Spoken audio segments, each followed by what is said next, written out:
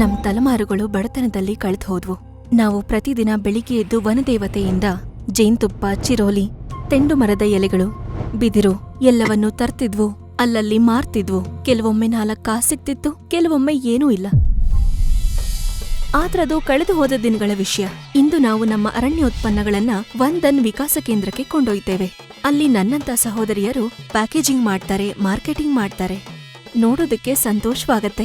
ಅರಣ್ಯೋತ್ಪನ್ನಗಳಿಗಾಗಿ ಇಡೀ ವಿಶ್ವವೇ ಮರುಳಾಗಿದೆ. ಈ ಹಿಂದೆ 10-12 ಅರಣ್ಯೋತ್ಪನ್ನಗಳಿಗೆ MSP ದೊರಕ್ತಿತ್ತು. ಈಗ 87 ದೊರಕ್ತಿದೆ.